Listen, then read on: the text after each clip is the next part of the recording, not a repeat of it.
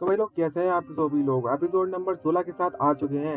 ज़्यादा time waste नहीं करते हैं यार, चलिए स्टार्ट करते हैं आज का एपिसोड। एपिसोड की स्टार्टिंग में वैन को दिखाया था जो कि वाइपर खरीदने के लिए आया होता अच्छी क्वालिटी का। लेकिन जो शॉप कीपर होता है, जो शॉप ओनर होता है, वो वैन से कहने लगता है मैंने तो कभी जेनी को यहाँ पर किसी को इंट्रोड्यूस कराने की परमिशन नहीं दी है, तो तुम यहाँ पर कैसे आ गए। और तभी अचानक से हंसते उससे कहने लगता है मैं तो बस मजाक कर रहा था, मैं इतना ज़्यादा अमीर नहीं हूँ कि मैं अपने कस्टमर खुद चुनूँ। जब तक मेरे कस्टमर से मुझे पैसा मिलता रहेगा मुझे कोई दिक्कत नहीं है, कोई भी यहाँ पर कुछ भी खरीदने के लिए आ सकता है। और तभी वह उससे पूछने लगता है वैन से आखिरकार तुम मेरी उस छोटी सी दुकान में क्या खरीदने के लिए आए हो। और तभी वैन इधर उधर देखता है तो काफ़ी ज़्यादा जड़ी बूटियाँ वहाँ पर पड़ी हुई हैं। और देखता है हर तरफ सिर्फ मेडिसिन ही मेडिसिन के प्लांट लगे हुए हैं। और उससे पूछने लगता है कि इस बॉटनिकल गार्डन में तुमने ऑर्चर्ड क्यों लगा के रखा है। तभी वे एक प्लांट निकालता है और उससे पूछ लगता है तुम्हें पता है ये क्या चीज़ है। इस प्लांट का नाम एओनियम है।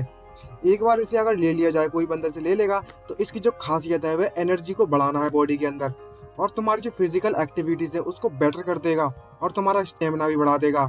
इस जैसे काफ़ी ज़्यादा प्लांट्स है इस बॉटनिकल गार्डन में। अगर मेरे गार्डन में इतना सब कुछ मौजूद है तो मैं भला बाहर से क्यों खरीदूं। और तभी वैन अपनी जेब से कुछ निकालते उससे कहने लगता अगर ऐसी बात है तो मैं इसके जैसा कुछ ढूंढने में लगा हुआ हूँ, और अपना वाइपर उसके टेबल पर रख देता है। और उससे पूछता है कहते क्या तुम यह मुझे प्रोवाइड करा सकते हो। जैसे वो देखता है तो वो थोड़ा सरप्राइज होता है शॉप ओनर, और उससे कहने लगता है क्या तुम एक वाइपर ढूंढने में लगे हो जो कि बटन से एक्टिवेट होता है। और उसको खोल देता है और बोलता है चलो देखते हैं आखिरकार क्या है इसमें। और जैसे ही अपने मुंह में उसको डालने लगता है, अपनी जीभ में एक बूंद टपकाता है बस, तो अचानक से उसके मुंह में कुछ अजीब सा टेस्ट आता है और उसे वो तुरंत थूक देता है हाथ बेकार माल बेच रहा है वे। और उसे कहने लगता है ये तो वाकई में बहुत ज्यादा सस्ता माल है, आखिरकार तुम इसने इतने इस जैसा कचरा क्यों मांगने में लगे हो मुझसे। और यहाँ तक मुझे पता है ये तो तुम्हारी बॉडी के लिए बिल्कुल भी ठीक नहीं है, ना ही इससे तुम्हें ज़्यादा स्ट्रेंथ मिलेगी। तभी वैन उससे कहने लगता है लेकिन मैं इसे इस्तेमाल करता हूँ तो मेरा माना थोड़ा बढ़ जाता है। और उससे कहने लगता है क्या माना, तुम माना इस्तेमाल करते हो, लेकिन तुम्हें देखकर, तुम्हारी बॉडी को देखकर तो ऐसा नहीं लगता कि तुम माना इस्तेमाल करते हो। तभी वैन उससे बोलने लगता है मैं एक मैजिशियन हूँ। और वो शॉप ओनर से क्या लगता है लेकिन ये तो काफ़ी ज़्यादा स्ट्रेंज है, क्योंकि जो माल तुम अभी यूज़ करने में लगे हो, जो वाइपर, वो तुम्हारी सिर्फ बॉडी की स्ट्रेंथ को थोड़ा बढ़ाएगा माना का इस्तेमाल करने के बाद। लेकिन इससे तो बिल्कुल एक मैजिशियन को बिल्कुल भी फायदा नहीं होने वाला, और खासकर जब इतना ज़्यादा नल्ला माल हो तो। लेकिन यहाँ पे ऐसे भी रूमर्स है अगर कोई अच्छा हाई लेवल का मेज ऐसी चीज़ को इस्तेमाल करे तो वो उसे उससे पावर ले सकता है, तो इसमें कोई घबराने वाली बात नहीं है। लेकिन मुझे इस बात का कोई भरोसा नहीं कि ये सच है या झूठ। और तो और अगर तुम्हें देखा जाए तो तुम बहुत ज़्यादा जवान हो हाई क्लास मेज के बनने के लायक, क्योंकि जो मैजिक है उसे सीखने में काफ़ी ज़्यादा समय लगता है। तभी जो वैन होता है मन में सोचते क्या लगता है अच्छा तो मुझे अब समझ में आया जो वाइपर मेरी बॉडी पर इतना ज़्यादा अच्छा इफेक्ट क्यों छोड़ रहा था। ये मेरे लिए काफ़ी ज़्यादा डिफिकल्ट होने वाला है इससे बढ़िया माल लेना तो। और वो उसे कचड़ेदानी में फेंक देता है और उससे कहने लगता है अगर तुम इसे इस्तेमाल करते रहे तुम्हारी बॉडी पर साइड इफेक्ट पड़ेंगे। मैं तुम्हें सलाह दूंगा कि तुम इससे अच्छा वाला खरीदो तो बेटर रहेगा तुम्हारी बॉडी के लिए। तभी वैन उससे क्या लगता है अगर ऐसी बात है तो तुम मुझे कुछ अच्छा दे सकते हो इससे बेटर, भले ही एक्सपेंसिव है, उससे घंटा फर्क नहीं पड़ता, मुझे पैसा मैं देगा पूरा। तभी वो ओनर उससे पूछ लगता है आखिरकार तुम्हारे पैसों की रेंज क्या है, मतलब कितना तक तुम ले सकते हो, अफोर्ड कर सकते हो। और वो 2 मिलियन सेल उसे दे देता है, एक एक मिलियन के 2 नोट। और ये देखकर वो ओनर खुश हो जाता है और बोलता है बस 1 मिनट रुको अभी लेकर आता हूँ। और दूसरी तरफ हमें जेनी को दिखाया जाता है जो कि टोटली बोर हो चुकी है पूरी तरीके से और पड़ी हुई है, क्योंकि अब इसके पास कुछ करने के लिए बचा नहीं है। तभी जो बारटेंडर होता है वो जेनी से पूछ लगता है आखिरकार तुम अभी भी उसका बारे में सोचने में लगी हुई हो। तभी वैन जो जेनी होती है उस बारटेंडर से कहने लगती है हाँ तुमने बिल्कुल सही कहा, मैं उस वैन के बारे में सोच रही हूँ। तुम्हें पता भी है कि वह ये सोचता है कि डार्लिन ने यह बात नोटिस नहीं की, आई मीन डेडपूल ने। इस बात से तो उसे घंटा फर्क नहीं पड़ता, भले ही उसकी जो टेक्निक वगैरह है वो दूसरों को पता चल गई है। तभी बारटेंडर कहता है इसमें मुझे शक है लेकिन उसे पता है ये बात, क्योंकि जो मेजेस होते हैं वो छोटी सी छोटी बात को लेकर भी सेंसिटिव होते हैं। तभी जेनी कहने लगती है यहाँ की तो जो डायलैंड आई मीन जो डेडपूल है उसने भी नोटिस कर लिया होगा कि इलेक्ट्रिसिटी और आइस मैजिक दोनों इस्तेमाल कर सकता है वो मेज। और वो बहुत ज़्यादा घबराने लगती है और बोलती चिल्लाती है उसका मतलब ये हुआ कि जो बेन है वो एक नॉर्मल मैजिशियन नहीं है।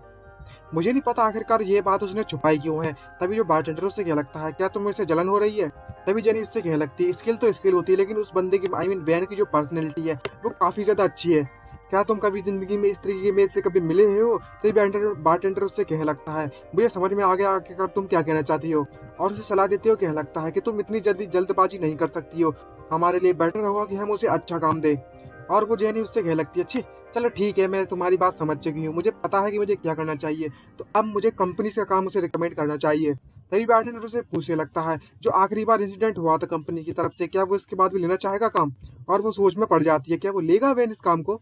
और मन में सोचते हुए कहने लगती है कि मुझे इस बात का भी घबराहट हो रही है, कहीं वो एक किसी चिपकली को देखकर शौक में न चला गया हो, आई मीन उस क्रोकोडाइल को। तभी बार्टेंडर जेनी को सलाह देता है कि तुम्हारे लिए बेटर होगा कि तुम उसको ऐसा काम बताओ जो मर्सनरी और गैंग से रिलेटेड हो। तभी जेनी उससे कहने लगती है गैंग्स को ज्यादा होएगी तो मर्सनरी ज्यादा बेटर रहेगी, मैं अभी उसके लिए एक जॉब देती हूँ। मैं इस बात की उम्मीद करती हूँ कि वो इस चीज को मना नहीं करेगा, क्योंकि वो ऑलरेडी डार्लिंग के साथ काम कर चुका है और कोई परेशानी नहीं आने वाली से काम कर आ दे। और तो और जो मर्सनरी ऑफिस है वो मेज को खुले हाथों से स्वागत करेगा उसका। आखिरकार वह लोग उस बात को लेकर ज्यादा खुश भी होंगे और बहुत ज्यादा फायदेमंद भी है उनके लिए कि वह लोग उन लोगों को एक मेज मिल रहा है। तभी बार्टेंडर उससे कह लगता है कि मैं तुम्हारी जो बिजनेस है उसमें मदद कर रहा हूँ, केजर ने मुझसे पूछा था इसलिए। मुझे पता है तुम बहुत ज्यादा शार्प हो और बहुत ज्यादा स्मार्ट हो, लेकिन एक बात याद रखना, तुम बहुत ज्यादा जल्दबाजी करती हो हर काम में। और तभी वो उसे ओके करके चल लेती है अपना काम पे और उसकी बात पर ध्यान नहीं देती और बार्टेंडर वहीं तक चला जाता है। और तभी नेक्स्ट सीन शिफ्ट होता है हमारा उस शॉप ओनर पर जो कि वाइपर बनाकर लेकर आ चुका है और इसका नाम होता है C107। और यहाँ पर काफी ज्यादा प्रोडक्ट हैं। इसमें जो 6 है वो फिजिकल स्ट्रेंथ को बढ़ाएंगे, माना को बढ़ाएंगे और स्ट्रेंथ को बढ़ाएंगे, आई मीन स्टेमिना को बढ़ाएंगे। और तो और इसको लेने से तुम्हारा जो सर दर्द है, उल्टियां हो गई, चक्कर आना हो गया, ये सब बंद कम से कम होगा। और तो और इसकी जितनी हो सके उतनी लो पॉसिबिलिटी कर दी है कि तुम्हें ब्लड की उल्टियां नहीं होंगी। सिर्फ थोड़ा बहुत ही फर्क पड़ेगा, इससे ज्यादा फर्क नहीं पड़ने वाला। खैर बेटर ना अच्छे प्रोडक्ट के लिए तो। तभी वो ओनर उससे कह लगता है सिर्फ 2 मिलियन सेल्स के लिए जितना प्रोडक्ट मैं तुम्हें प्रोवाइड करा रहा हूँ वो काफी है उस पैसों के हिसाब से। और वो उसको चेक करने लगता है वैन। मुझे पता है कि मैं जो साइड इफेक्ट को और ज्यादा कम तो कर सकता हूँ, लेकिन उसका जो पैसा आई मीन जो कॉस्ट है वो और भी बढ़ने वाली है और मैं 10 से कम एक बार में नहीं बेचता, तो इस बात को दिमाग में रख लेना। तभी जब जो वैन होता है वो उससे पूछने लगता है जरा इसको देखो तो इसका जो फिल्टर है वो पहले के मुकाबले काफी ज्यादा डिफरेंट है। तभी जो ओनर है उसे बताने लगता है इसका जो नया फंक्शन है वो मैंने ऐड किया है, वो बटन की जगह पर माना के लिए काम करता है। ये सुनने के बाद बैन थोड़ा शौक होता है और बोलने लगता है क्या ये माना से काम करता है, ये जरूरी काल्विन और क्यूब के मुकाबले में होगा। अच्छा, ये सुनते ही वो शॉप ओनर भड़क जाता है और उसे कह लगता है आखिरकार तुम किससे कंपेयर करने में लगे हो मेरा माल। तुम जो मेरा माल है वो सस्ते मालों से कंपेयर करना बंद करो, ये तो मेरे उनके मुकाबले में मेरा बहुत ज्यादा बेटर है, वो तो कुछ भी नहीं है मेरे मुकाबले में। और तो और जो प्रोजेक्ट मैंने बनाया है मैं प्रीमियम हब से बनाया है, मतलब अच्छी क्वालिटी की मेडिसिन का इस्तेमाल किया है मैंने, टॉप क्वालिटी का। और जो वैन अपने उस पेपर को अंदर रखता है और कह लगता है अब समय आ चुका है मेरे जाने का। और दुकानदार से बाय बाय कहते हुए जाने के लिए कह देता है और बोलता है जल्दी ही फिर से आना। और वैन बिना परेशानी के निकल जाता है। तभी हमारा सीन शिफ्ट होता है एक ऐसी जगह पर, नई जगह पर, जहाँ पर रेजिग्नेशन के लेटर पड़े हुए हैं। 2 लोगों ने रेजिग्नेशन दे दिया निकलने में, मुझे काम नहीं करना तेरी कंपनी में, आई से बोल के वो लोग जा चुके हैं और ये मर्सनरी कॉप्स होती है। और यहाँ पर एक बंदा कपकपा रहा होता है और गुस्से में कह रहा होता है और उदास होते हुए कि मैंने कैसे कैसे कर कर इन 2 मैजिक्स को हायर किया था और तो और उन दोनों ने एक साथ मेरी कंपनी को छोड़ दिया, ये वाकई में बहुत ज्यादा बुरा हुआ हमारे लिए। और ये क्रिम गार्ड मर्सनरी ग्रुप के लिए काम करता है, आई मीन लीडर है।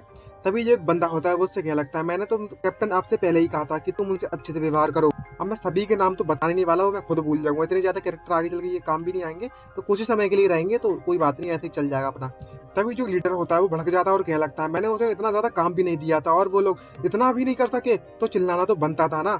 और जितने भी मेंबर्स होते हैं वो बस शांति से बैठे हुए होते हैं और सुन रहे हैं उसकी बातें। तभी एक जो लड़की होती है वो उससे कहने लगती है कि उन जैसे चूजों के लिए यह काम बहुत ज्यादा हार्ड था, मुझे तो यही लग रहा है।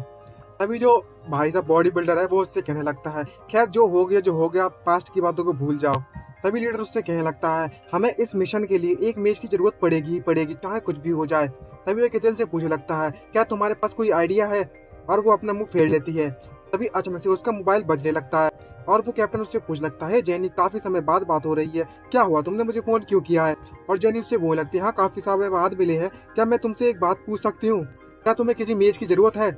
इतना सुनते ही वो इतना ज्यादा खुश हो जाता है और बोल पड़ता है हाँ हाँ हाँ मुझे चाहिए चाहिए चाहिए, और मुझे अभी के अभी 2 मेज चाहिए। और वो कह लगती है मैं तुम्हें सिर्फ एक ही मेज को इंट्रोड्यूस करा सकती हूँ, मेरे पास वही अवेलेबल है। और ये सुनने के बाद वो थोड़ा उदास हो जाता है और तभी जेनी उससे कह लगती है तुम्हें इतना ज्यादा घबराने की जरूरत नहीं है, जो बंदा मैं तुम्हें इंट्रोड्यूस कराने वाली हूँ वो 2 मेज से ज्यादा बेटर है और मैं इस बात की गारंटी देती हूँ। मैंने अभी तक जितने भी मेजेस देखे हैं यह मेज सबसे ज्यादा बेटर है। और दूसरी तरफ हमें वैन को दिखाया जाता है जो कि इजीली नए वाइपर्स के मॉडल्स को ले चुका है और वैन वहां से चला जाता है और बोलता है अब मुझे और भी तैयारी करने की जरूरत है। और जैनी बोल रही होती है उस लीडर से कि जो नया मेज है वो काफी ज्यादा डिफरेंट है, बिल्कुल अलग उन मेजेस से। और इसी के साथ ये एपिसोड खत्म होता है, मिलते हैं नेक्स्ट एपिसोड में। आज के लिए इतना ही, बाय बाय।